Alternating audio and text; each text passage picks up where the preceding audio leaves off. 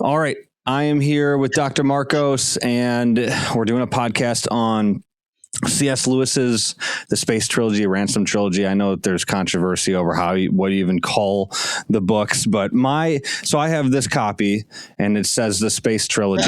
Well, I know you've had Michael Ward on before, and he's the one that's been insisting we use the Ransom Trilogy or sometimes the Cosmic Trilogy, because you see in Out of the Silent Planet, Lewis, his character, basically says when he gets out into the heavens, he says, we need to stop calling it space. We need to call it the heavens. However, it's also called the Space Trilogy because Lewis and Tolkien, of course, were best friends, and they were taking a walk one day. It's a great story. And as they were walking, they were complaining that nobody was writing the kinds of books they liked. In other words, books that are fantasy, but also realistic for children, for adults, something like Gulliver's Travels, Dante, Spenser's Fairy Queen. And after a lot of complaining, one of them said to the other, it looks like we're going to have to write the kinds of books we want to read. And at first, they decided they were going to break it up into time and space. And Lewis would write about space, and Tolkien would write about time. So that's one of the reasons maybe it's called the Space Trilogy. Some call it the Science Fiction Trilogy. Now, Tolkien took time and he started writing The Lost Road, which was kind of connecting with stories from the Silmarillion. But like so many of the Tolkien things, it was never finished. But Lewis wrote Out of the Silent Planet and, of course, went on to write the full trilogy. So there is some reason we can call it Space Trilogy. But again, Michael Ward is right that Lewis did not like us using the word space because it reduces everything to sort of an empty, dark vacuum. Whereas he had, and hopefully we'll talk about this today, had a very medieval and classical understanding of the universe. I'm just writing an essay about the liberal arts core, Andy, and I was complaining about the TV show Cosmos, not the new one, but the one I saw when I was a kid, 1980, with Carl Sagan. And Carl Sagan called his show Cosmos, but I argue that he should not have called it that because the word cosmos means ordered universe. You might notice that cosmos has the same COSM Greek root as the word cosmetics. Now, what in the world could cosmos and cosmetics have in common? Well, the root, the cosm root, means ornament. And so the cosmos, it believed, was the ornament of God. Of course, Carl Sagan didn't believe that at all. He was a materialist. I don't know if he was an atheist, but he was certainly a materialist naturalist. And so for him, it is not a cosmos. Maybe it's a universe, one out of many, but it's certainly not an ordered thing of beauty. So it's really ironic that he called his show that. And who's the new guy? He's even more annoying, who does Cosmos. Oh, you know his name. I can't remember his name now. But again, he's basically a naturalist as well. So how can they see any real wonder in a universe that they believe is just Neil deGrasse Tyson? Tyson. Yeah, he's cool, but he's also kind of annoying. He's so annoying. Because he pretends to this sense of awe and wonder that's really not there if you're a materialist, right? It's just chance. So Lewis, again, he saw a cosmos that was filled with order and meaning and purpose and balance and harmony. You see, the cosmos to a modern person is just our house. To a medieval and someone like Lewis and Tolkien, it was their home. There was a sympathetic relationship, Andy, between the cosmos and ourselves. And it's unfortunate today, if you say that, people think you must be one of them New Agers. Okay? Well, no. That's because the church gave up on the heavens, particularly the Protestant church, and it was taken over. But no, the medievals believed that we were influenced by the universe. Now, they didn't believe in determinism. They didn't believe that we were determined like an astrologer taking your sign. But they believed, and I think rightly, that there was a sympathetic relationship between us and the universe. God created us. He also created the universe. And so there's obviously a connection there. The universe was not made in God's image in the way that we are, but the universe, creation, shows forth his majesty and his wonder and his power. That's why Paul says in Romans 1, the pagans are without excuse, because God's glory and majesty are showed forth in creation. That's Romans chapter 1. This is, and we'll get into all this stuff because it's all super interesting, the cosmos and the language. But I just always find it fascinating that the atheist and the materialist can't help but use the language of the Christian language, our language, the cosmos. They can't help it because what those words evoke emotionally and even scientifically, or just in the real objective world, are true things. They tell us real, true things. And those are the very real and true things that the atheists have decided that aren't real and true, but they still use that language. They try to hijack it and use it to describe what they're trying to say. It doesn't work. The modern intelligent design movement basically began with the physicists noticing how fine-tuned the universe was. That's kind of where it worked. And then it moved. And it's kind of funny because some people today are willing to accept the fine-tuning of the universe in cosmology, but as soon as it gets to biology, no, you can't touch evolution, it's been proven, which of course it hasn't in any way, shape, or form. Change over time has been proven. Microevolution, or better known as adaptation, is proven, but not speciation, one species to another. All of it is singing and speaking of design. And I'm sure we'll get into later Michael Ward and other things like that, and how people, I believe, are attracted both to Narnia and Middle Earth because it presents us with a cosmos and a society rich with meaning and purpose, and yes, Andy, hierarchy as well. And I believe we are hungry for that stuff. We don't want to admit it. Oh my God, Andy, do you have a what do you call it? A Renaissance festival anywhere close to you where you live? I'm in Madison, Wisconsin. This is liberal, progressive. Everybody has these things, even up in the Northeast Coast. We might, I don't know. Festival. Yeah, it's like, everybody dresses up like they're medieval, basically. Yes. And I would take my kids there every year for a long time. And it was only after about 4 or 5 years I noticed something.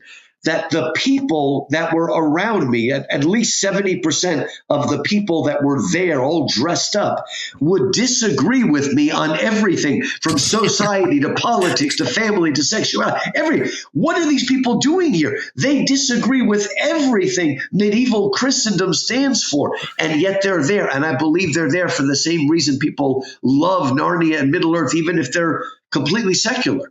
Because they recognize in it, again, a beauty, a heart. Listen, Andy, if you go to a Renaissance festival, you can tell the boys from the girls, okay? It's pretty clear, okay? Yeah. The girls are dressed like bar wenches, as they say. Right. And some of the boys even have cod pieces on, like Henry VIII. So you know who, there is a sense of knowing who you are in this medieval realm that I think is attractive, and people are attracted to it. And C.S. Lewis once said, look, if we stop celebrating and looking up and modeling ourselves after kings and princes, we'll just model ourselves after athletes and rock stars. That's because there's something in us that wants to look for a kind of beauty and rhythm or something that we can look up to. And when we're robbed of good role models, we end up turning to bad ones. Not that all rock stars are bad or all athletes are bad, but sometimes we're attracted to the ones that are bad. Right. Oftentimes. And I think that this is interesting because, I was hesitant for so long to do any podcast on the Space Trilogy, on the Ransom Trilogy. One, because it had gotten so popular over the past couple of years, which makes total sense because of what's happening in our world and our culture. So I get why it's popular.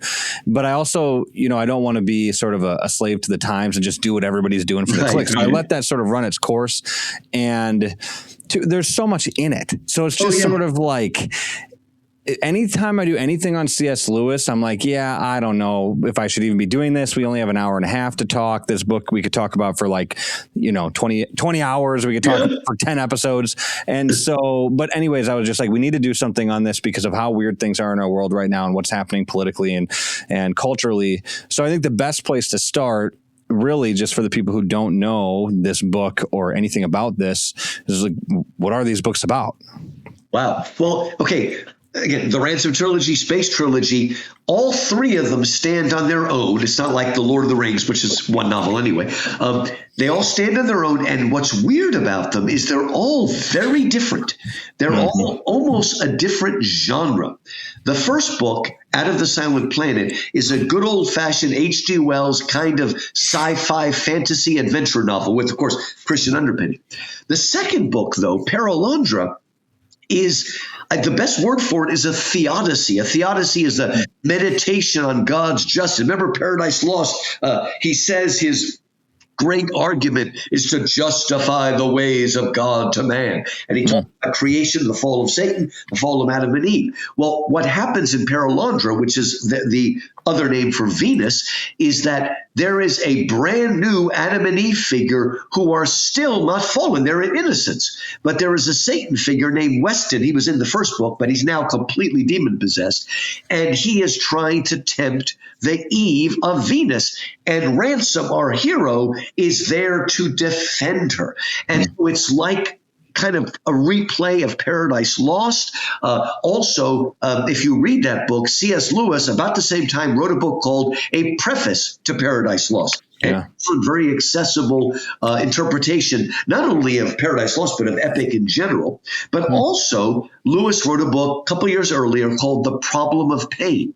In that book, he's got a long chapter in which he kind of makes his own myth of creation and fall based on Genesis. So all of this comes together in Paralandra, which is an amazing book that, again, replays temptation and fall and is full of philosophical and theological content. It's a very thick novel, but also extremely beautiful.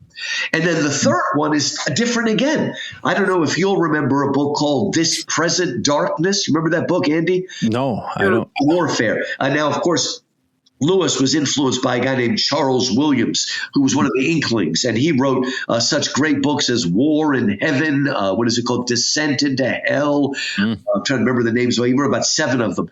All Hallows Eve, and they're basically spiritual warfare novels. What makes them unique is that Charles Williams, instead of setting them amongst, priests and nuns and bishops and all this sort of stuff, has it taking place in the regular world with regular everyday people where the divine or the supernatural, good or evil, are breaking into our world. Well, the third, That Hideous Strength, which is longer than the first 2 books combined, starts as a sort of domestic novel about a husband and wife that are not very happy and pulling apart. And it becomes an incredible spiritual warfare novel about a group, a sort of scientific group called NICE, the National Institute for Coordinated Experiments. And they're trying to take over the world and establish a sort of dystopia based on science. Meanwhile, there is this very simple group called the Society of St. Anne's, of just these regular everyday people that are trying to fight the darkness that is coming in. And so, Merlin comes back as a dark magician who's used by the good guys to beat the bad guys. At the end of that novel, these planets themselves come down and exert their influence upon the people. It's almost undefinable. It actually is also a parody of modern academia. Everything is in there. It's one of those books that a lot of people start and don't finish, but please go back and finish it, because almost everything Lewis said in all of his other books finds its way into That Hideous Strength, which is almost sui generis, almost a genre unto itself. But it deals with issues that we're still dealing with today. It turns out that the bad guys are being run by a disembodied head being kept alive. It's almost like, which was that Avengers? I don't know, Captain America, Winter Soldier. But it's also demonic as well. All these things mixed together in a very unique way.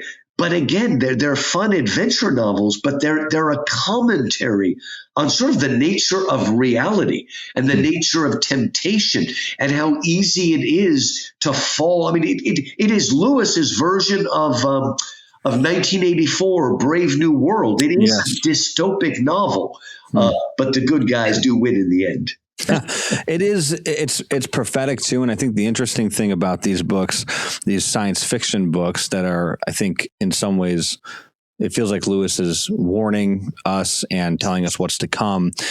The weird, not the weird thing, but the interesting thing is you have to go back to cosmological or medieval cosmology to understand them. So you have to go way back in time, understand that world, change your entire worldview and your perception on how the world looks, and then read these books to then understand the future. It's like this whole time encompassing thing. So even though the books are science fiction, like, why is it, I guess, explain the medieval cosmology behind all of this so that people can have a framework of thinking about what first of all, I should say that at the end of Out of the Silent Planet, Lewis himself is talking and Ransom, and they say, you know what? We better get back and read the old books right away because there is a war coming and we are not prepared for it because we don't read old books anymore. Now, in the medieval cosmological model, it is true that the Earth was at the center. Now, they knew that the Earth was round.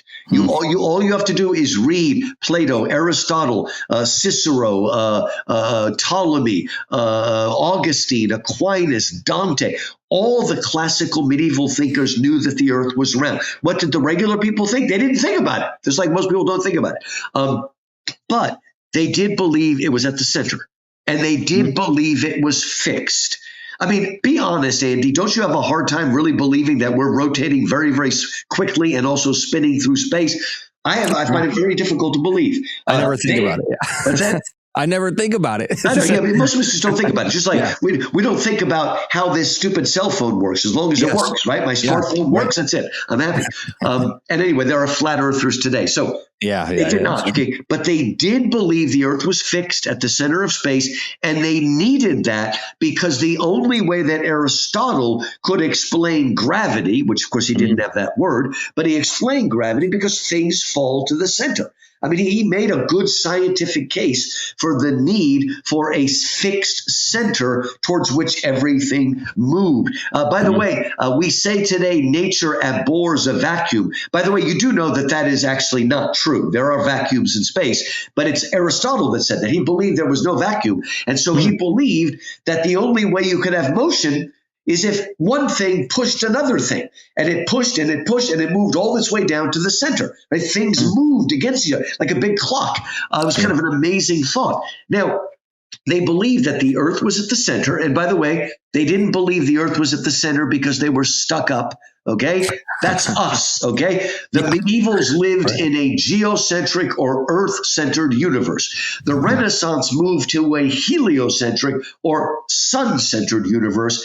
I believe in the Enlightenment, we moved to an anthropocentric or man-centered universe. We're the stuck-up ones. And ever since the 1960s, we've been living in an egocentric or me-centered universe. Okay, so please don't think they were stuck up because they put the Earth at the center. It made the most sense of observation. Anyway, Dante believed that the center was the darkest, smelliest, heaviest, coldest place in the universe. You don't want to be in the center. Satan was stuck in ice in the center of the center. So first, let's just get that mind out of there. It doesn't make us, we are special, okay? But they didn't think they were stuck up. The medievals knew the universe was huge. Not as big as we know it to be, but even Cicero knew that compared to the cosmos, our Earth was like a dot in space, the blue dot, as Carl Sagan called it. The only difference is the medievals were not so stupid to think that size is a marker of value, okay? God forbid I could lose my legs and arms and still live, but if I get a tiny little aneurysm in my brain, I'm dead, okay? So just because something's small doesn't mean it's of less value. In fact, sometimes the small things are what we protect the most, like our eye or something like that. Or our babies. Go ahead.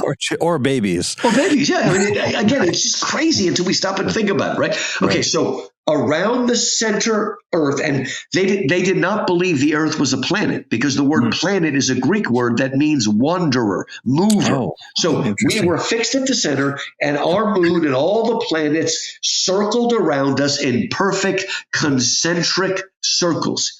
Even Galileo thought they were concentric circles. It wasn't until Tycho Brahe? One of them finally realized that the courses of the planets were elliptical, and finally we were able to figure everything out. But even the Renaissance, early Renaissance, could not believe that our planets were elliptical, because the circle was the perfect thing, right? So these images are beautiful, and even if they're not true, there's something beautiful about them. Okay, so all the planets are circling us in perfect circles. And okay, you have to understand that they believed in a two-tiered universe. Beneath the moon, our world, our sublunar world under the moon, everything was in constant flux, change, decay, death, right? Everything under the moon. Now, the Jewish Solomon said it a different way. Instead of saying under the moon, he said under the sun. There's nothing new under the sun, because everything is constantly changing. But the medieval model put the moon as the great threshold between our world of constant change, what Plato called the world of becoming, and the heavenly realm, the world of being, where there was no change. Now that sounds weird, because a circle, but read Aristotle. Aristotle makes it clear that anything that moves in a perfect circular motion will never decay. That's a kind of perfection that only comes with an endless circle. So all of the planets are moving. How are they moving? Because all of the planets are fixed in crystalline spheres. Crystal is a sort of pure object that's made out of ether. In our world, we have the four elements: earth, air, fire, and water. They're always changing, right? But above the moon is ether, where we get the word ether that knocks us out. Ether is the fifth element, the quintessence. The fifth element is a perfect element. And the crystalline spheres that are where the planets are moving are perfect. They don't decay. And as all of the spheres are moving, all those crystalline spheres moving together with their planets, each planet having a sort of guardian angel who's the intelligence of the planet. It's beautiful. It's even in John Donne. As it moves, all of those spheres hum, right? And together they produce a celestial harmony that they call the music of the spheres. Now, we don't hear the music of the spheres because our ears are dull and mundane and quotidian. We don't hear it.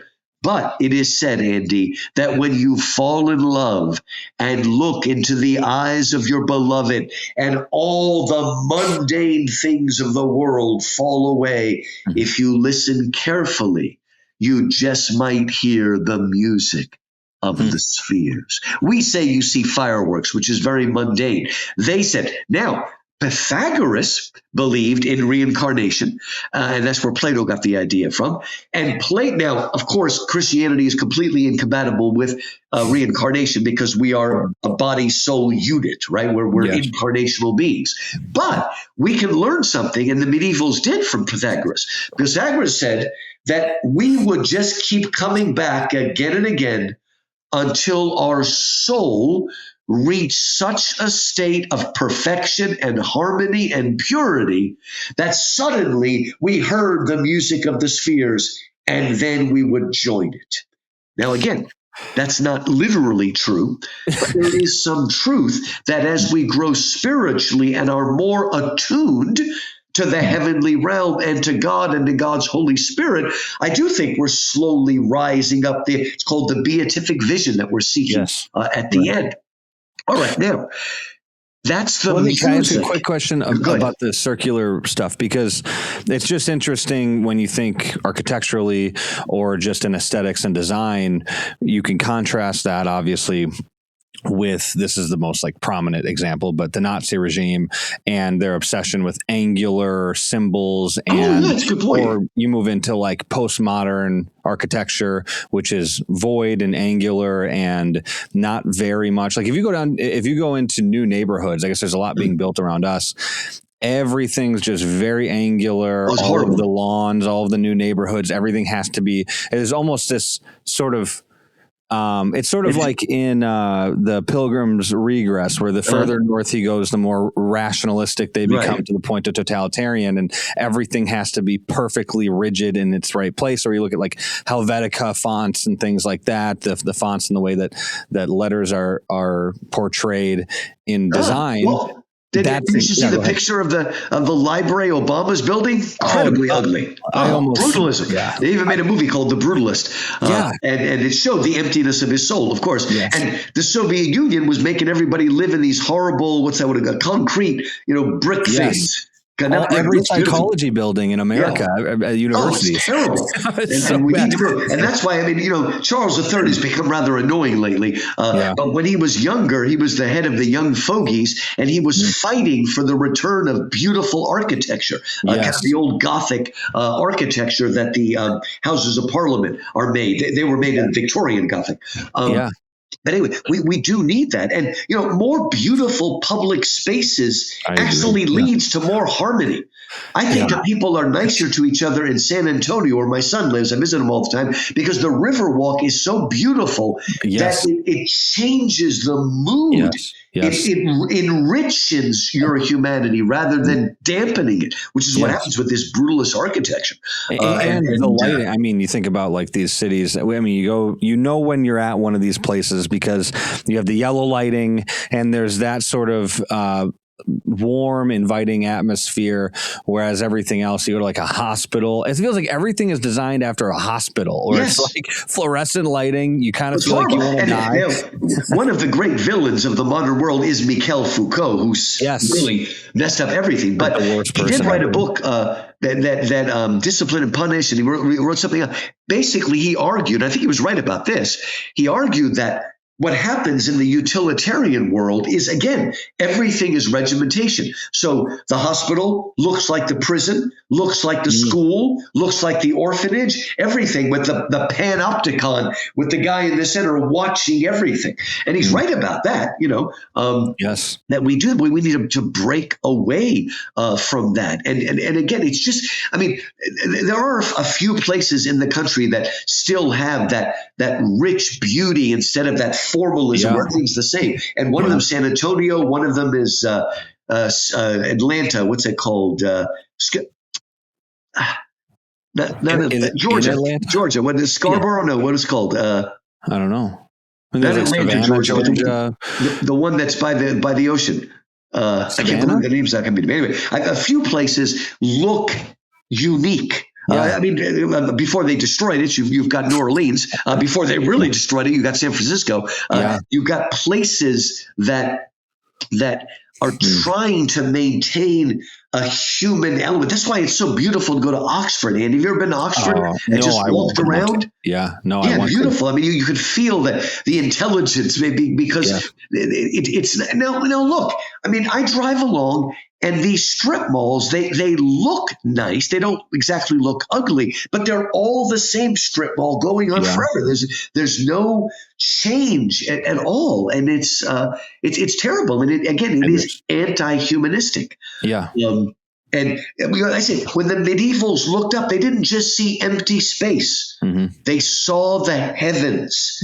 They saw something that sang of God's glory, that spoke, what does Psalm 19 say? The heavens are telling the glory of the Lord, the skies are proclaiming His handiwork. Right?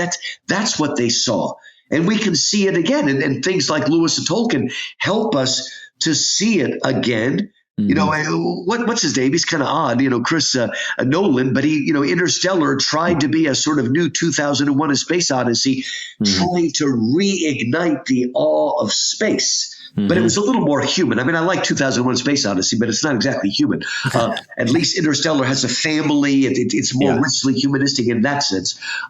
Is good, and we need to regain that sense of we're not all alone in the universe. We're in, and the more I read, the more it appears to me that the universe has to be as huge and spread out as it is to make life possible on the earth. They often call that the anthropic principle. Anthropos is man in Greek. The anthropic principle, everything seems to be fine-tuned to allow for the existence of man. Now, something funny, Andy, the phrase anthropic principle was not invented by a Christian intelligent design theorist. It was invented by secular humanists as a way of explaining it away by saying, like, if you say anthropic principle, then somehow we understand. Well, we accept it and say, no, it is true. Everything allows for it's just like the word meta narrative. That was it. Leotard, one of those postmodern people, invented it to say that there is no meta narrative. But we as Christians have accepted, yes, there is a meta narrative. Creation, fall, redemption, restoration, glorification. Every great story is connected in some way to that meta. Tolkien talks about it at the end of his On Fairy Stories. That is the great Christian story that hallows every other story. And that is why a lot of times they try to mess up the fantasy, but they can't do it. Avengers Endgame ends with a great sacrifice. It's a Christian ending. If you watch, can I just say real quick? I was not a big Avengers guy. I don't love those movies, but the fact that Tony Stark sacrifices himself for the greater good, I thought was, if you're going to make those movies, that is the best way to end that. I just loved that. I thought it has to happen because that's how good movies and good stories end. That's like if you watch episode 3 of Star Wars. It's the best. I could watch that 100 times. I mean, there's a line where, George Lucas is trying to sound big, progressive, liberal, where someone says, well, the empire is given to absolutist thinking. But if you watch the movie carefully, it turns out, no, it is the Jedi that are absolutists who believe in good and evil. And when Anakin Skywalker shows something, isn't that wrong? And the evil emperor says, well, good and evil are slippery terms. It is the evil people that are the relatives and the good people that are the absolutists. George Lucas could not. He tried to, but he couldn't do it. There was an issue. There was the interesting thing about that. I think that's so interesting because the Jedi Council, you're right. The absolutists are the good guys, but there is a sense in which, and I don't know what you think about this, you tell me, but that the absolutist can also become rigid to a fault, like where I think the Jedi Council, like Anakin was the chosen one and everybody knew that. And they were, I think, through skepticism and jealousy of some fault and because of their connection to political power, they became rigid to the fault of not allowing Anakin to reach proper potential and holding him back in a way that turned him to the dark side. I don't know what that is. I don't know if that's even a good analysis. And actually, you could argue that after episode 4, 5, and 6, the best Star Wars is actually the Clone Wars. I don't know if you watched the cartoon Clone Wars, because they work out and they show that problem with the Jedi and with a wrong kind of rigid thinking. It's very good. That's good. Yeah. No, that's great. Yeah. Can we, now I just want to talk about Star Wars. We can go everywhere. We'll go wherever you want. Wherever you want. No. This is good. Because we got to get back to, the space trilogy. This is good. The cosmological framework. And it's something that it was introduced to me by Ward and Narnia and how he explains those 7 books with each planet in mind. Then that just blew my mind. And it's amazing. And I think a lot of people, a lot of Christians. Let me say, you brought me back to the reason I told you all of this, and the reason I told you about the crystalline spheres and how there's no vacuum and one thing pushes another is because the medievals believed that each of the 7 medieval planets, which for them were the moon, Mercury, Venus, then the sun, then Mars, then Jupiter, then Saturn. Yes. They believe that as those spheres, planets rotated in the heavens, they sent down an influence onto our world that created certain metals, in other words, drew certain metals out of the earth and drew certain personality characteristics out of us. Interesting. And what Ward is saying, and I think he's absolutely right, is that each of the 7 Chronicles of Narnia shows and when it makes concrete or narrates what those influences are. So when the moon shines down on the earth, it draws silver out of the earth, and it causes lunacy in us. Luna is the word for moon in Spanish, but ultimately Latin. And the silver chair is the silver book, is it not? I mean, I'm sorry, it is the moon book. I mean, it's called the silver chair. It's got lunacy in it. There's other things. But the next one is Mercury. Mercury produces, mercury, also known as quicksilver, and Mercury makes us mercurial. Mercury means we're always moving around. We're always moving around. That's where the word merchant comes from. Merchants are watched over by the planet Mercury and also by the god Mercury. They're Mercurial. They're moving in and out. Didn't Mercury come together? I mean, that was one of the things where all of the characters in The Horse and His Boy are separated, and then by the end they've come together. They come, and if you haven't read it, one of the things that the great discovery that Michael made was he was reading an old poem Lewis wrote called The Planets, and then he saw it there, and then expanded and expanded. And by the way, his book Planet Narnia is not only the best book on Narnia, it's one of the best books on the Ransom Trilogy because he shows that which Lewis wrote before Narnia, quite a number of years before. Anyway. So yes, that's The Horse and His Boy. Can I ask you quickly about The Horse and His Boy? I know I'm sorry to interrupt, but The Horse and His Boy, I asked Michael Ward about this. He didn't seem like he was like, no, that can't be the case, but I think it's true. The Horse and His Boy seems to me, my wife pointed this out, directly analogous to the story of Moses. Do you see that at all? I mean, with the boy coming in the boat and Aslan guiding it. I mean, I go through all of it, but it is because what's his name? Shasta. Yes. Shasta fits into one of my favorite archetypes. An archetype is a kind of character that's repeated. And he's also often known as the foundling, right? And the foundling is usually the son of a prince or a king, but he ends up raised by beggars until not necessarily beggars. It could be a farmer. It could be a poor person, an everyday person, a carpenter, right?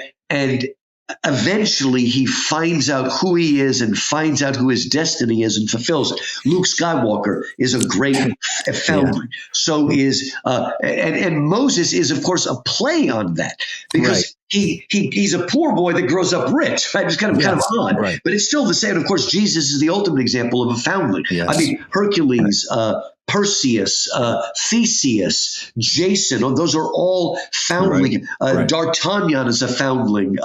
Harry Potter is a foundling, right? And so it's playing on that myth. But I think there's elements of it. He's certainly going through a desert. He's finding out who he is, and he's seeking freedom as he goes through the desert. And a lot of people think that The Horse and His Boy will never be made because the Calormans, they think, are the Muslims. Well, are the Calormans the Muslims? And the answer is yes and no. Okay, they are the Muslims, but they're much more than that. The Calormans archetypally represent the East. They represent the nation that is tyrannical and wants to crush the people of God, whether the people of God are the Jews or the Greeks or the Romans. Okay, and the Calormans are the Babylonians, the Egyptians, the Phoenicians, the Carthaginians, who are the Phoenicians, the Persians. They are the Muslim Empire, the Saracens. They are also Russia and the Eastern Soviet during the Cold War. They are the ones that stand against Western ideas of freedom, democracy, and individualism. So, yes, that was part of it. I mean, the Saracens were, again, and it's also the Ottoman Empire that almost destroyed Europe. So, that's what they are. So they are Egypt as well. Let me just add that I've never heard anybody say that the Calormen were the Muslims or they are the Muslims, and all the other bad people that stand against the Christian values. But this is an interesting story. I interviewed Tammy Peterson, Jordan Peterson's wife, and I interviewed her at their house. Great. And so I met Jordan, and we went to set up the cameras at their house the day before we interviewed. And while I was there, we were talking about their interview. The next day was going to be, Tammy and I were going to talk about Francis Schaeffer's book, How Should We Then Live? And so I told them, watch the documentary that he made. I know it's like 100 episodes long, but watch as much as you can. And they both did, apparently, that night. They watched six episodes. Yeah. And so I got there in the morning and I was like, it's Jordan Peterson. I'm like, what do you think about that? And he was like, everything was accurate. He said, there was one thing that he didn't like, but then he said that Schaeffer, like everybody else in that time and prior to like the 70s and 80s, didn't see the rise of the Muslims. Like he didn't see that problem and all of that. And he said nobody saw it, but he said Schaeffer didn't see it either. And I just think that that's fascinating, because if it is true that the Calormen were the Muslims, and Lewis sort of saw some of that prior to what we're now seeing with the mass immigration of Muslims into Western cultures and into Europe and into England and their takeover of all of that. It's just fascinating that he was able to see some of that. Well, because like I said, it is the archetype of West versus East, democracy versus totalitarianism of all different kinds. And I mean, if you read it carefully, I mean, they've got scimitars, dark skinned, they tell story. But it's very much an Arabian Nights story anyway. The horse and his boy. It is the most archetypal. I mean, it even has separated siblings like Luke and Leia. It's got all of these characters. It's even got a Obi-Wan Kenobi figure. He's not in there very long, but he's the hermit of the Southern Marches. Yes, he can be Obi-Wan Kenobi, or he can be Dumbledore, or he can be Gandalf. He's not in it very much, but all of that stuff is in there. Yeah, and it's just wonderful, right? And we need to be reminded of it again. And we have to be reminded that, civilization is always tenuous, and free democracy is even more tenuous. It's always ready to be crushed at any time. We do have to fight it and understand it. And see, the trouble with what's happening in Europe, it's not just the mass migration. It's that the entire European elite has given up on not just Christianity, but the whole Judeo-Christian Greco-Roman legacy that was given to them, and they're just squandering it. And so what you've got is a vacuum, and it's going to be filled by something. Right? Yeah. Why are these British women converting to Islam and covering their? It's because the men are complete and utter wimps. How can they look up to these people that have no belief or faith in anything, are just about getting ahead and stuff like that, and don't have a firm moral center, not virtue signaling, but a real moral center, courage and temperance and wisdom and justice, rather than diversity, equity, and inclusion, which is like, those are values. They're not virtues. So, I mean, again, Lewis and I published a book a while back called On the Shoulders of Hobbits, The Road to Virtue with Tolkien and Lewis. And I went through Lewis and Tolkien, and I looked at how they embody the four classical virtues. That's courage or fortitude, self-control or temperance, wisdom or prudence, and justice. And then, of course, the three theological virtues, faith, hope, and love, faith, hope, and charity. And I added friendship, because Lewis and Tolkien were great apologists and defenders for male friendship in a world that is very much against male friendship and finds it to be threatening, in fact. So there's something interesting in the characters in the first book, and it travels through the other books as well. Ransom, as the main character, is a philologist, an expert in language. Weston is kind of the bad guy. He's a physicist, and I'm wondering if there are any reasons as to why Lewis made the hero the expert in language and the villain a physicist. I mean, it is interesting. I mean, first of all, most people would agree that Ransom in the first novel is based a little bit on Tolkien. Right. Yes. And J.R.R. Tolkien was one of the great philologists of the 20th century. And it's good that he was a philologist rather than a linguist. Okay. Modern linguist, is all scientific, where there's a philologist wants to see how language changes over time and the meanings of words, rather than some kind of, grammar that's out there. And I mean, it is funny. I don't think Lewis had this in mind, but I remember somewhere in one of his crazy books, Nietzsche said something like that. We haven't killed God off yet because we still believe in grammar. Yes. You ever heard that? It's a fascinating concept. I'm not saying Lewis specifically had that in mind, but, grammar as a real study is, something that's meaningful, right? That there's something. Yeah. Now, of course, I always want to remind people that language is fallen, okay? I mean, we're fallen, nature's fallen, our globe is fallen. I think the flood messed up our globe too. And language is fallen, which is part of what Babel tells us. Yes. We can't get back to the language of Adam, though we try. But anyway, so can I ask you a question about that? What you just said, we can't get back to the language of Adam, because I think that this is an important point, and it's something that I've gone back and forth in my head about, and different people on the podcast. But Lewis used the language of old solar and the idea of a universal language, right? And Ransom obviously figures this language out and is able to communicate with different beings on different planets.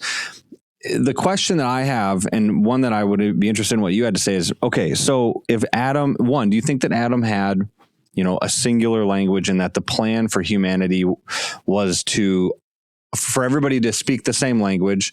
It certainly seems like it. I mean, the whole idea of Babel is that language is fallen, that it was a curse to babble our languages like that was a curse. And then notice that up until Babel, God is working with the whole world as a unit. Yes. Then right after that is Abraham, and now we're working with the Jews, and we're not ignoring the rest of the world. There's general revelation for everyone, but the special revelation narrows. And that's why the Sistine Chapel, notice that the 9 great frescoes in the center of the Sistine Chapel are from creation, fall, and flood. It is the universal part of Genesis before everything narrows down to Abraham. So he's doing that purposely. But I don't know, the language of Adam is the language with which Adam named the animals. We always have the idea that the language of Adam is one where, to use fancy words, the signifier and signified are incarnational. So that in a pure language, the relationship between the word and the meaning would be like the relationship between my body and my soul, rather than my shirt and my torso. Right? Yes. In other words, perfect and incarnational. Of course, I think, Andy, I think we all know what the language of Adam is. It's the King James English, right? I mean, everybody knows that. That's what I assumed that everybody understood that. Don't you remember what does Henry Higgins say? Yes. Look at what you're trying to accomplish, Eliza. The great language, right? The language of Shakespeare, Milton, and the Bible. So great stuff. But But Lewis probably has old solar maybe in mind in that. By the way, Dante wrote a little bit about that. And then when he gets to paradise and meets Adam himself, he has to discover that he was wrong and that the original language had already decayed by the time they got to Babel.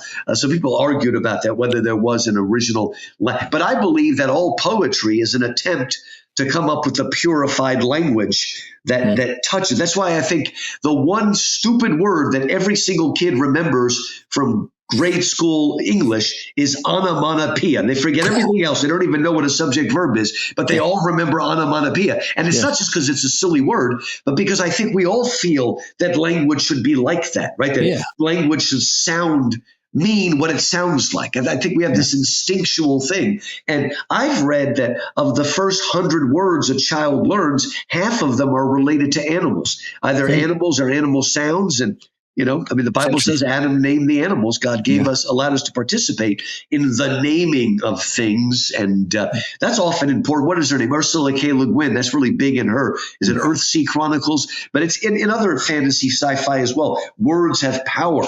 I mean, that's also witchcraft, right? Words have power too. But it is true. That words, remember, the logos, the world was created through words. Yes. Let there be light. And then also John chapter 1. In the beginning was the Word was with God, and the Word was God. So all things through the Word. So we do need to get back to that. And, the philologist allows us to communicate. Let me ask a strange question that it might not even be answerable, but we'll see. Jesus, do you think that Jesus then on this earth was operating? How is it that he operated within a fallen language structure? To portray the truth? I don't know if we can answer this, but when you look at in the beginning was the word, this and the logo. actually is a very important point, okay? Yeah. Because one of the big differences between the Quran and the Bible is that real Muslims only consider it the Quran in the original Arabic. It's really not the Quran. I mean, there are translations, but it's not the Quran except in Arabic. And I get tired of hearing mostly Baptists and Calvinists talk like that about the Bible. Well, it's only the Word of God in the original manuscripts. Okay, look, first of all, the New Testament is written in Greek, but Jesus would have preached in Aramaic. Yeah. So when you're reading the Koine Greek, you're already getting a translation of the words in red. So let's stop acting like Muslims and realize that we do not believe the Bible was dictated to the writers. Just like Jesus is fully God and fully man, the Bible is fully inspired by God, but it's fully written by human beings. Right? We have to stop. We are an incarnational religion, and the Bible needs to be translated into every language. Now, you could argue that as Christians, we slipped into Muslim thinking when we decided only the Latin Bible was the real Bible. But no, okay, the Bible demands to be translated in now. Yes, we obviously want to learn the original languages to get at the closest meaning to what it means. But the Bible is meant to be translated. And that's why, even though Baptists, we do not have saints, we actually do have saints. We call them Wycliffe Bible translators. We look upon them as a saint more than even Catholics do with their own saints. So this, real quick, that's an interesting, everything that you're saying is, I mean, this is an interesting point because I think there can be an argument made that written language is inferior to spoken because it's disembodied. That's what Socrates and Plato believed. Is that what you think? That's what, like, Paul, I guess they wrote the New Testament, but like Paul always talks about how he wishes he was with these people in person. He's always saying that in all of his letters because the letters are disembodied. Well, Jesus does say you have to have eyes to see and ears to hear, but he says the second one more often, ears to hear. I mean, he does say both, eyes to see and ears to hear, but the hearing of the word is absolutely vital, you know, we've lost our memories. We started losing our memories with the printing press. We've really learned. I mean, how many phone numbers do you have? Do you have your own phone number? I've been married to my wife for everything is in here. We don't have anything. That's why there is that unbelievable green fear that takes over when you think you've lost it because your whole life is on there. And we can't memorize anything anymore. So it is important to try to memorize as much as you can. Do you know the great Anthony Esselin? No. Yeah, he's great. He works for Touchstone. Anyway, great writer. But anyway, I was just reading an article where he said he has now committed the whole Paradise Lost to memory. And he's like my age. He's not like 25. So it's like, oh my gosh, that's incredible. We should try to memorize more if we can. I mean, he's starting with scripture. That's why, what is it called? Awanas is one of the greatest things. You know, Awanas? It's basically Vacation Bible School every week. I mean, it's so important for kids to memorize scripture when they can memorize anything. I mean, all Texans take Spanish, but none of us know it because we don't start learning until sixth grade. If you want to learn another language, we learn it when we're in first grade or kindergarten. Right. You think that the Europeans are that much smarter than we are? It's just that they learn languages at an early age, and you can learn anything at an early age. Yeah.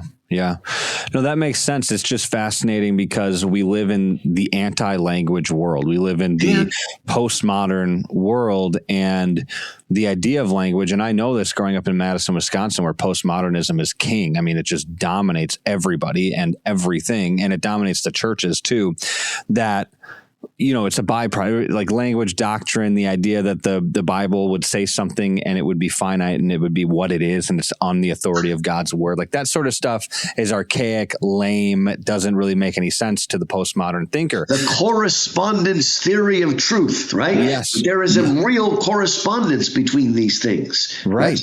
That's an important kind, and that concept goes all the way back to Aristotle. It's one of the foundational things of logic, just like the law of non-contradiction. Yes, A cannot be not A at the same time and in the same way, and yet, boom, we think we can do it. Right. Right.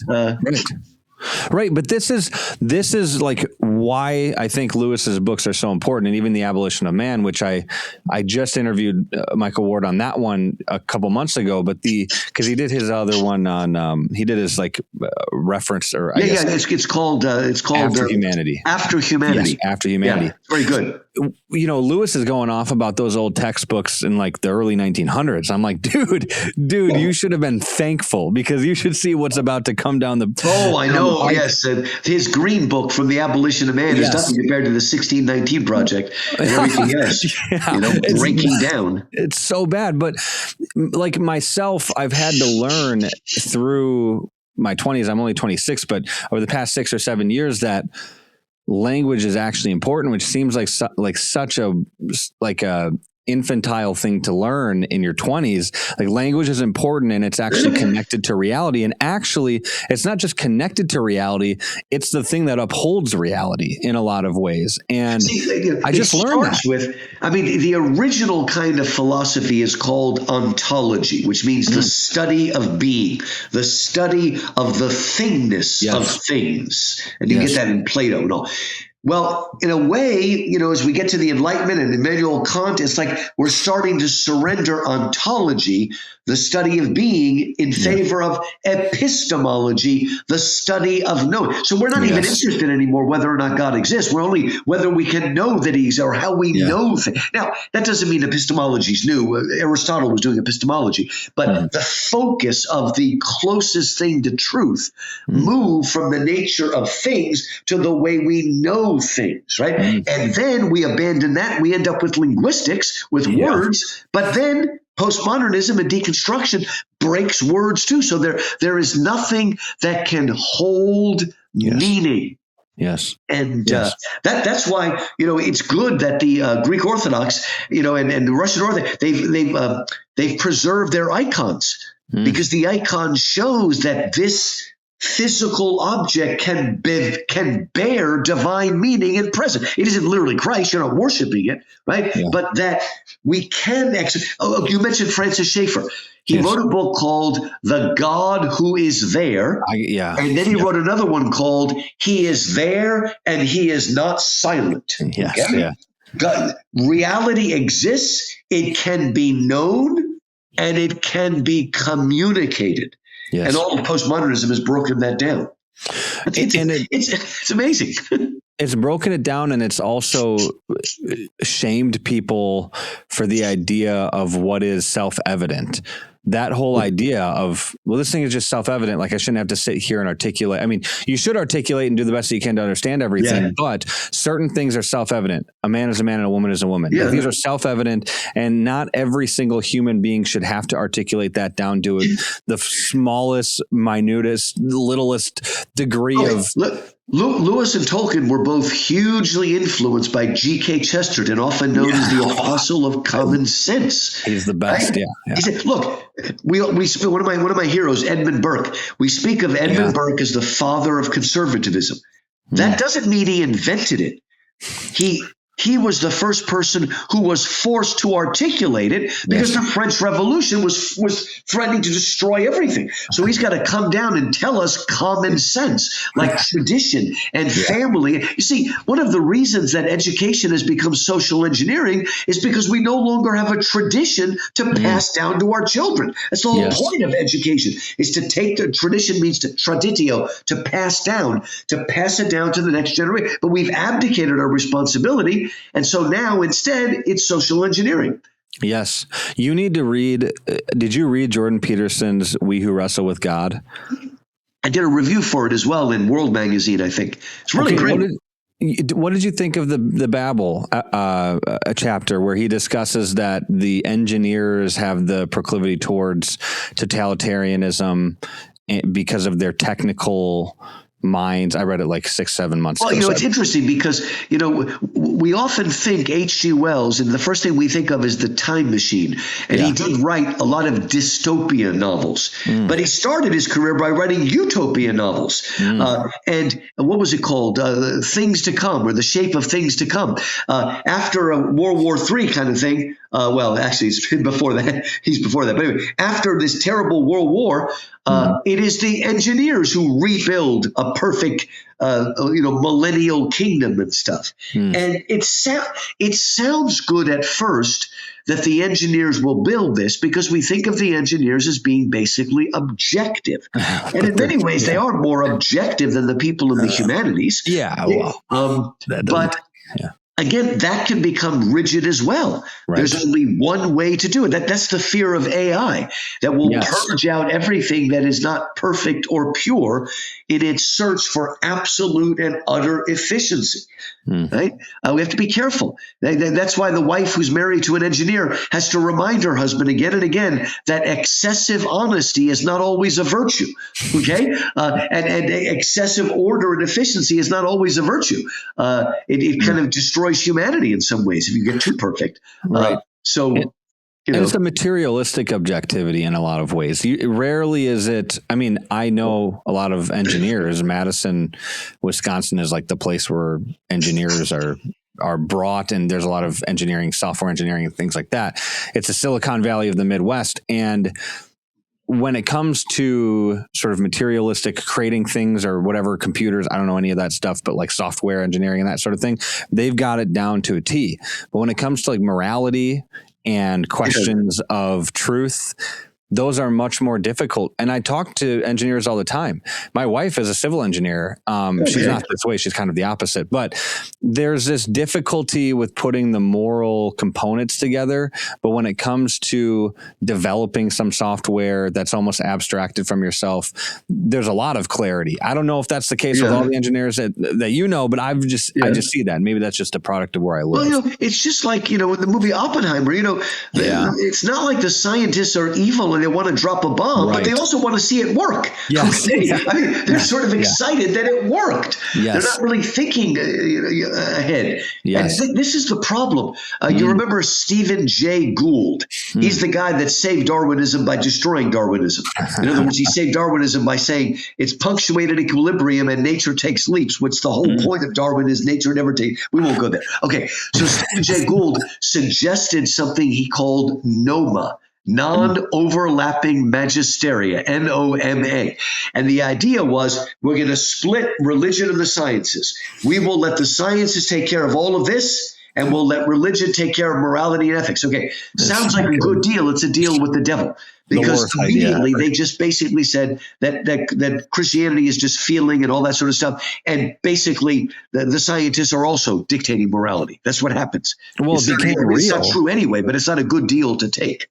I think it became real. I mean, if you look at the trajectory of the Western church and what it's become on a broader, even the evangelical, and I'm evangelical, I'm Calvin. I love the evangelical theological framework and all of that, but a lot of non-denominational evangelical churches have basically become places in which you go to have a really good feeling, like we've just caved in. We've caved into the zeitgeist, the spirit of the age. Yes, and we forgot what Martin Luther King said, that the church should be a thermostat, not a thermometer, right? A thermometer tells you the temperature in the room. A thermostat says it's too cold or too hot in this room, and I'm going to set it and bring the room to that temperature. We're supposed to be the thermostat. We've just become the thermometer.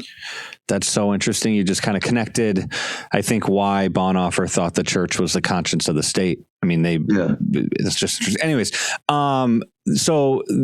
Oh man, there's so many directions to go, but the idea of language at the core of this, I think, is something that needs like a lot of attention because of the postmodern age in which we live. And I was just, as you're talking and as you read through these books, you do get the sense, especially with the talking head and the technological advancements and that hideous strength, that Lewis knew that something like AI, artificial intelligence, was coming, and that people were going to sort of worship it and give it their, ask it for life advice, and it was going to become counter logos or a fake logos in some sense. And that's what's happening with AI. And so one question that I have for you is, we're talking about language, and my question, I guess, is one, do you think that there's a distinctly, so when it says that human beings are made in the image of God, my understanding is that means primarily that human beings have the capacity to use language. I think that that's what it means primarily, not only, but primarily, because consciousness, conscience, reason, will, all of those things. Yeah. I think those are all predicated on language, because those can only exist I think that's why Jesus is called the Word, because all of their ideas are predicated on articulation to some degree. But that said, like if these large language models are built on language, and this is a broad, open-ended question, does that then mean that these large language models are inherently spiritual, that have spiritual components? Like, what are they? Because I don't know if we've ever had devices that have been predicated on language in human history that aren't human beings, and we're not devices. So, things. I see what you're saying. That when the AI moves beyond, I mean, of course, everything is still binary. Basically, it's a 1 or 0. Right. But you're right.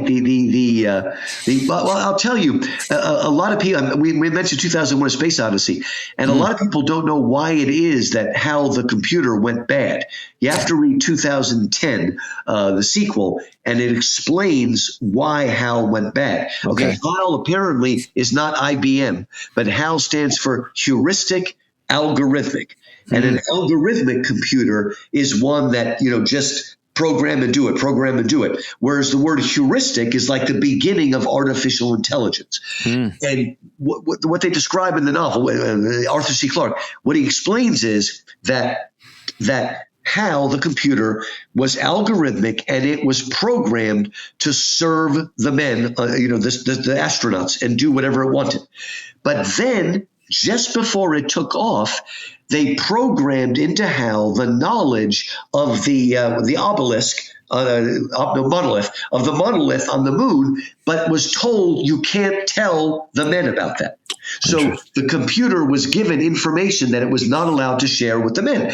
And it basically went schizophrenic, because it was supposed to serve the men in everything, but at the same time, it's trying to hide something from it. And in the end, the only way the computer could come up with from a complete nervous breakdown is to kill all the men. And once they're gone, there is no longer a dichotomy, no longer a cognitive dissonance inside of its head. So it's kind of scary when you think about AI and whatnot. Infestation, right? And again, 2001 is a long time ago, right? Right. And maybe it was already seeing, what could happen if a computer was trying to do both things. Because all computers are, you give information, it gives it back out. It's supposed to serve the user. But if it's also thinking on its own, whatever that means. That's why you understand that the new cutting edge of evolution is cognitive evolution, because they realize that where did consciousness come from? And to me, Andy, the question of where does consciousness come from and where does language come from, I think those are pretty similar questions. 100%. They're exactly the same question, but they're certainly related and could be the same question. And they both end the Darwinian assumption. Yeah. They can't. No evolutionist has ever been able to tell anybody how language evolved across. And we get crazy when we see a monkey make sound, but they're still not communicating. It's in language in, language out. There's no conversation. The monkey doesn't sit down and have a conversation using its new 5 words that it's learned or whatever else it is. They do not communicate. Right. I mean, this is an interesting fact, because I keep bringing it back to Jordan Peterson, but I think that he's one of the only guys in the modern times, and I know he's sick right now and it's really bad, but in the modern era that is like attempting to try to answer these questions in an honest way and not just being sort of like academic and we're above all. That's kind of like what I grew up with. But Brett Weinstein and him did a lecture. We were at it, and Weinstein said this, and this was very interesting because he's an evolutionary biologist. He said he's thought a lot about this, and he's come to the conclusion that the only distinguishing factor between human beings and animals is language, is that human beings can speak language. And I'm like, I know that doesn't mean you're a Christian, But I'm like, there's so much in that statement that is. There is, but it doesn't exhaust. I mean, it still doesn't exhaust that we're moral, ethical, volitional 100%. creatures. Yeah. I mean, that's just as important. But language is important. Right. I mean, through language we communicate in things. But again, we have reason. We can think outside of nature. And again, we consciousness and conscience. I'm told that in the Spanish language, there's only one word for consciousness and conscience, whereas we have two words for it that I just said. In Spanish, it's the same word. Maybe the Spanish understood that the two are almost inseparable. The moral sense and the consciousness are together. But I mean, it's just, again, I once wrote an essay called, what was that magazine called? Salvo. It's tied to Touchstone. And it was 3 things that are only a PhD can believe. 3 things that are so counterintuitive and against every logical say, only a PhD can believe them. And one was that we could evolve just by time and chance and nothing else, which is ridiculous. The second one was that there are no qualitative differences between humans and animals, which people believe. And the other one is that there's no differences between men and women. Only a highly educated PhD could believe something that completely goes against common sense and observation and everything else, right? The animals, Look, I'll share this. I mentioned Chesterton. If you read his book, The Everlasting Man, which is his response to H.G. Wells's sort of atheistic outline of history, evolutionary outline of history.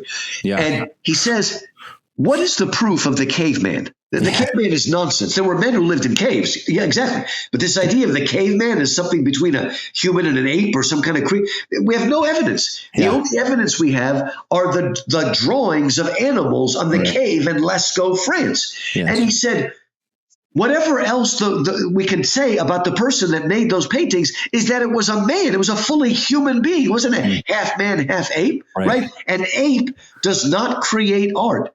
Yes. An ape does not begin to create. An ape does not begin to create art. Once you have art, you have crossed a threshold. It is not an evolution, he said. It is a revolution. Yeah. Or I say it's not quantitative, it's qualitative. It is a leap. It's wholly other. The gap between the stupidest human being and the most intelligent ape is like the gap between galaxies. Yeah. Okay? It's not even that because it's not quantitative, it's qualitative. Yeah. See, the evolutionists have to believe that consciousness is what's the word they use?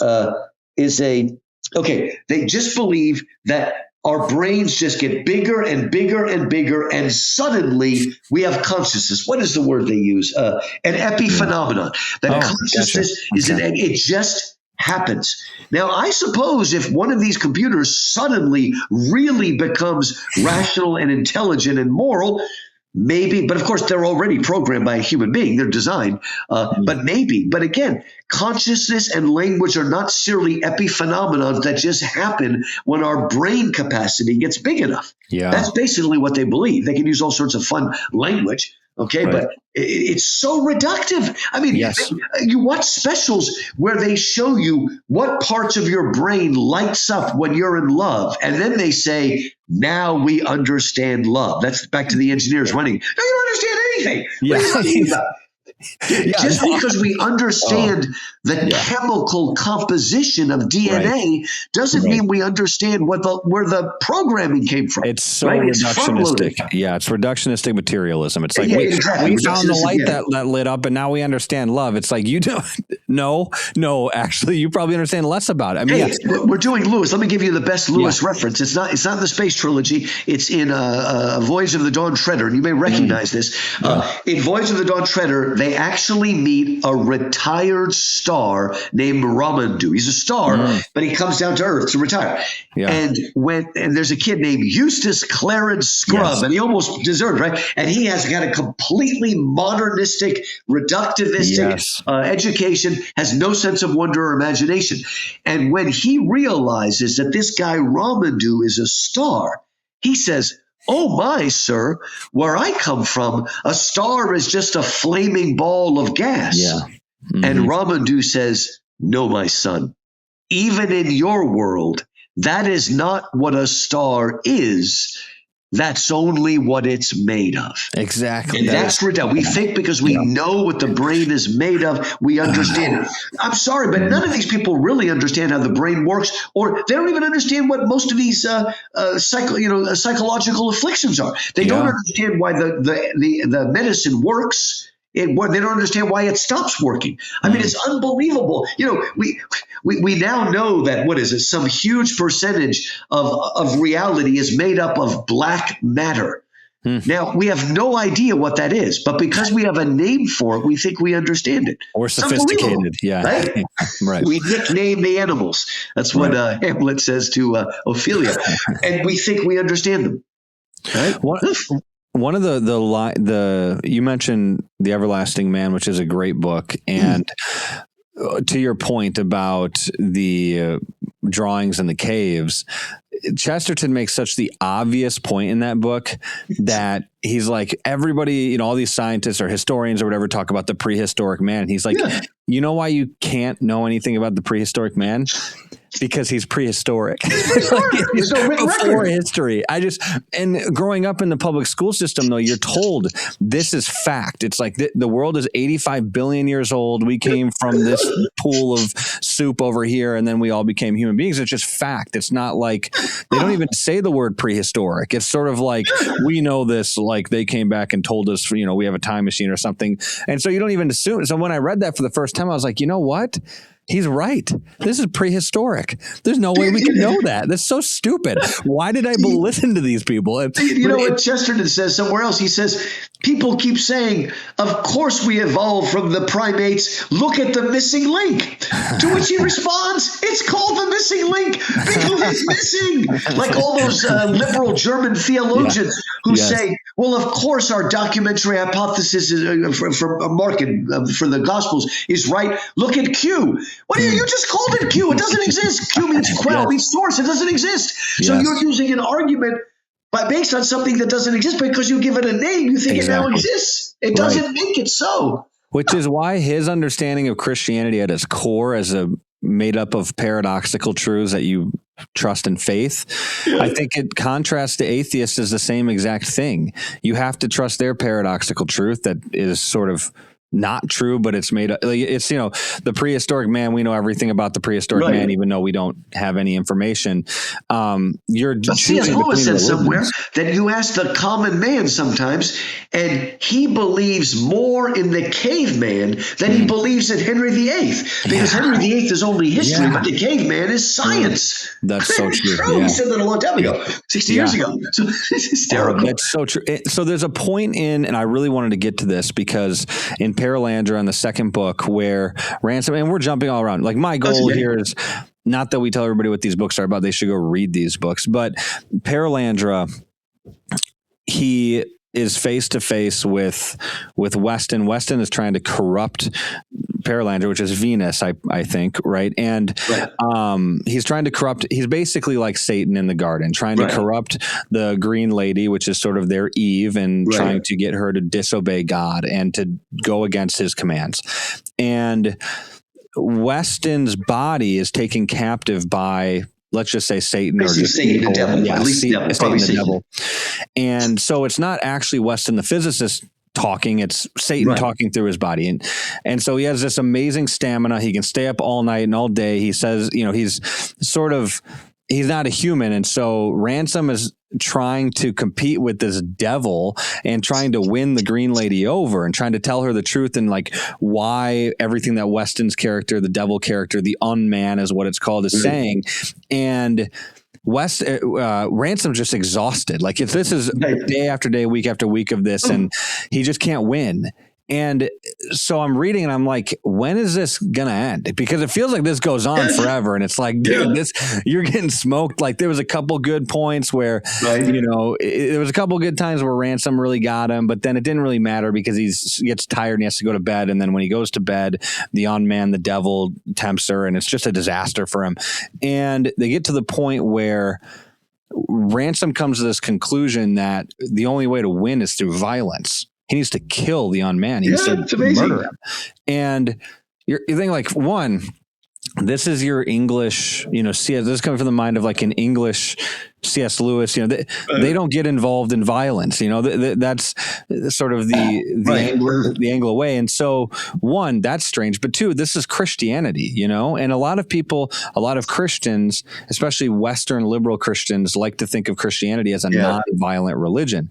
So at the center of this story, Lewis is putting in Ransom's head, and Ransom is coming to this conclusion: I have to kill this person. Not this person, but this thing, whatever, the devil. Right, yeah. What is that? Why is that important? It is amazing because it comes to a point where, we are physical bodily creatures. Yeah. And sometimes you have to do it. Now, you have places where David refuses to raise his hand against the king's anointed, Saul. But then there are other times when Saul cuts to pieces, the bad guys, because Saul won't do it. So there are times when, we are in a fallen world, and sometimes that is the right answer.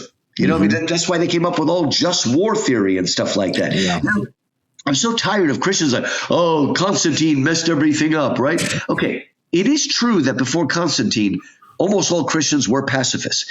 But it was easy to be pacifists because the nice pagans were protecting us from the barbarians who would destroy us. Right. Once we got in charge, we had to find, that doesn't mean we always did it right, but we had to find a way to understand. Lewis was not a hawk, but he was certainly not a pacifist. He said, there is something beautiful in the image of the knight in arms. And he said, look, where is it? Is it Screw Tape? Or anyway, Mere Christianity. He said, look, I can understand an honest pacifist. I don't agree with him, but I can understand. What I don't understand is the person that realizes they have to fight a war and then goes to it with a sorrowful look in their face. We've taken away the true joy of battle. Both Lewis and Tolkien love the Norse tales and things like that, and the joy of battle that we go into. And there's such a thing as a knight in arms. Again, we live in a physical world of physical struggle. And sometimes it is our duty. I mean, what does it say in Romans, right? About the king who does not bear the sword in vain. There is a time when the sword is needed. There's other times when we don't, okay? And also, those who take up the sword will often die by the sword, okay? You need to be careful. But there is a rightful authority that has the job to do that. To stand in, and Lewis did. I mean, he wasn't into violence, but he understood the death penalty because how do you put together turn the other cheek, an eye for an eye? If somebody kills someone in your family, I as a Christian need to do what I can to try to forgive him. But the government that does not bear the sword in vain is duty bound to put that person to death. What does it say? After the flood, it's before Moses' law. After the flood, it says, if a man shed another man's blood, then by man shall his blood be shed, because the blood and the life is sacred. So there are times when that has to be done. I think that this is actually really important because I don't know if you've heard this as much, but sometimes we hear these debates about should Bonhoeffer have tried to kill Hitler? And, Bonhoeffer is a strange theologian. Yeah, he is. There's some wrong in what he believed. I admire him. I think he's a great Christian. I think he's a martyr.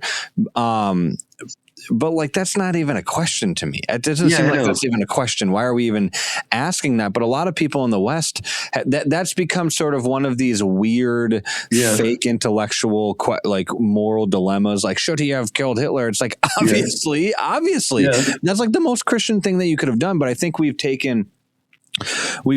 in the West, with the passive attitude that we have, especially the Midwest, like where I'm from, we've taken violence out of Christianity. And I don't even see that in Jesus's own life. When you look at the temple and what they were doing with the temple, and Jesus is getting everybody out of he's driving a whipcord through it all and getting angry. That's a person who has the capacity for violence and for pretty intense violence. Doesn't use it all the time, and he never kills anybody or anything like that. But again, he'll come back in the end and he will kill people. And just like Revelation says, now I'm not saying this to incite violence or anything like that. But what I'm saying is, that because of our passivity and because of our luxuries in the West, and that we live in kind of ease and comfort all the time, the idea of becoming even rhetorically violent or going to war rhetorically or intellectually with people who are trying to turn the church into a whorehouse or whatever we want to call it. I mean, I'm using intense language because I'm seeing it here in Madison all the time. People don't want to do that. They're scared of doing that. They're scared of telling the truth and becoming rhetorically and intellectually and theologically violent. And I'm not talking about physically, but like Lewis seemed to understand that. Is that just because he was in the war himself and he saw what he happened? Fought in World War I, and then of course he lived through World War II and saw what it was doing. And he hated war, but he did understand there were times when war was necessary, when defense was necessary, defending your own, defending your family, and we I don't know, we've forgotten that, and we just want Jesus meek and mild. I mean, and then and look, just here's a good example. The liberal theologian is like, well, I don't like that St. Paul fellow. I prefer the words in red. Well, interestingly enough, most people that say that really do not like the idea of hell. But guess who speaks more about hell and demons than anybody in the entire Bible? It is Jesus. Paul is continually preaching grace and forgiveness. Jesus talks more about damnation than Paul. He also talks about the gospel, okay? What I'm saying is we don't even understand what we're saying when we think all I want is the words in red. The words in red are pretty tough. And my gosh, when he lays it into the Pharisees, that's unbelievable. The 7 woes. I'm like, oh my gosh, he's using sarcasm and everything else there. And the words in red are often predicated on the Old Testament. He's quoting them. So it's not like you can get rid of that. So then, you probably know, Andy, that there's a whole controversy about whether or not Christians can use sarcasm. I'm friends with Doug Wilson, and I said, Doug, you should be happy that President Trump won, because now you're the second most hated person in America rather than the first. I mean, the most. At least Trump has done bad things. He committed adultery. Doug has done nothing. He's the most unfairly hated person in the world, I think. Well, amongst evangelicals, ridiculous. He's not a perfect person, but he's mounted a lot of debates on whether or not it's okay to use sarcasm. And I like what he said. As long as you're punching up, you're not using sarcasm to hurt the weak, but you're using sarcasm to tear the people. Look, I am so upset by some of the tweets that Trump did, especially the one with Rob Reiner. It was just grotesque. But I hate to say it, but it is because of that quality that Trump has, which is often very, very upsetting and disturbing. That's the reason why we've gotten rid of woke right now. Because he was willing to speak up and sarcastically speak against, which we wouldn't do in the church. I mean, 100%. Oh my gosh. I mean, I don't like it when a lot of Christian conservatives, whom I agree with, they're too quick to use the word evil. Not everything is evil. High taxes are not evil. They're bad. They're stupid. But transgenderism is actually evil. Okay? What they are doing to children is like what the Nazis did. I mean, it is just bald-faced evil. And our refusal to call that evil is very, very disturbing. What's funny is sometimes they'll use the moral language of taxes are evil, which I hate taxes, and I do think they're pretty close to evil, but not exactly.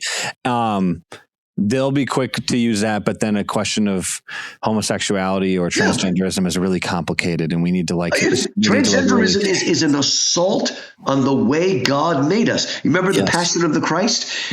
Mel Gibson came up with this brilliant idea. His Satan figure, even though it's played by an actress, is androgynous. This is before transgender. He gave us an androgynous Satan because Satan hates our masculinity, our femininity, our individuality. Satan would like to suck us into himself. Look, Weston, I want to mention this. People need to understand this. In the first book, Out of the Silent Planet, what is the problem with Weston? What Weston has done is he's taken one part of the Tao. That's the word Lewis uses for the moral, ethical, universal code, right? He has taken one thing out of it, and in the name of that is willing to break everything.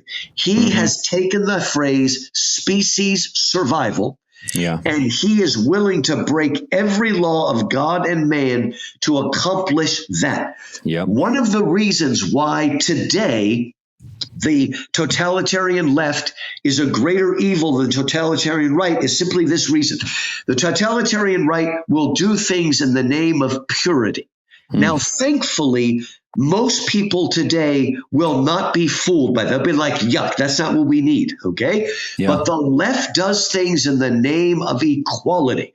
And that has enough beauty to an American that we're like, oh, equality. Oh, yeah, whatever it takes. What it takes is killing millions of people and destroying lives, right? So they're both equal evils. But today, the left is sneakier because the one thing it has decided to make into an idol to which everything must worship, equality, has a lot of cachet in America because of our democracy. Yes. But, okay, so we have to be careful. That's what makes Weston go bad.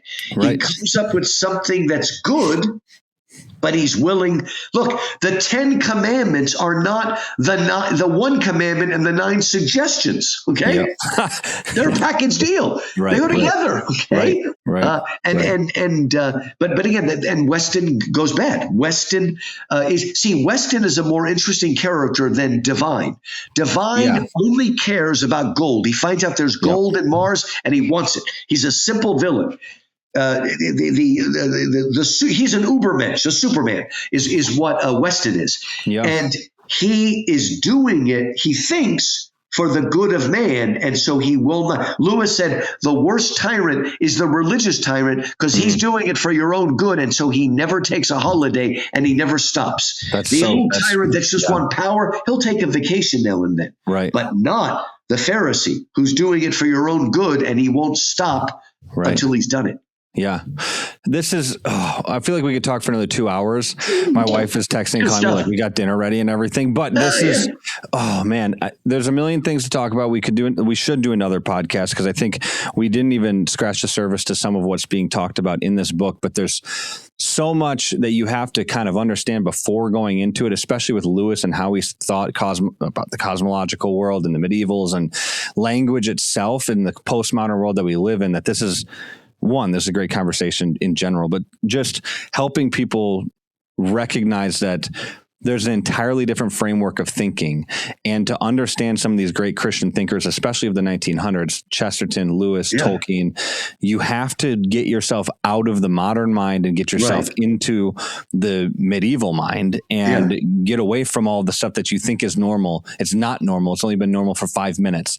And so all that to say, like, one, this is very helpful. Do you have any like concluding statements or anything like that? And we should do another one. Just so much, just dive in. The first book is a quick read. The second and third are slower reads, but they're worth the value of getting into there and learning again we need a re-enchanted world, as they say. We live in a disenchanted age, and it will re-enchant you. It will show you the beauty of things like courage and wisdom. It will show you how, heroism can be just a regular person, right? Like the grandma who's the prayer warrior. That's the real hero that our society often misses. That's the kind of heroism that we see, a real understanding of good and evil, of virtue and vice, and what vice leads to. There's just so much there to grasp. And again, if you love Lewis's other work, you're going to see it reflected in fiction. And also understand that when Lewis wrote that, science fiction was still looked down on. He called it scientific fiction back then. And Lewis partly helped raise the reputation of science fiction, just as he and Tolkien helped raise the reputation of fantasy and children's stories to restore it to where it was before World War I. Dig in there. They're really good. 100%. And by the way, I like to tell people, I'm an English professor. Don't feel bad if you like to listen to audiobooks, okay? Some people have this idea that you're cheating. There's good audiobooks out there of the Ransom Trilogy. Listen to it. If that's how you learn auditory, don't feel ashamed. Okay. Yes. And then maybe go back to the book later, but get into if you have a long commute, listen to these books and be drawn into them. And I think you'll find the adventure is well worth taking. It's totally 100%. Yeah, that's great. Dr. Markos, thank you for doing this. I appreciate it. I hope we can do this again and maybe like 2.5 hours at some point. Sometime we can do it. There we go. Great stuff. Great stuff. And if anybody wants to know about me, just go to my Amazon author page. All my books are there. Yes. Just type in Lewis Markos, Markos, and my big thing is re-enchanting the world and also bringing Athens and Jerusalem together. The Greco-Roman, the Judeo-Christian, how they feed each other. I defend classical Christian education as well. Yeah. All of these things are important to again, if we're going to restore our culture. 100%. Well, thanks so much. I really appreciate this. Great.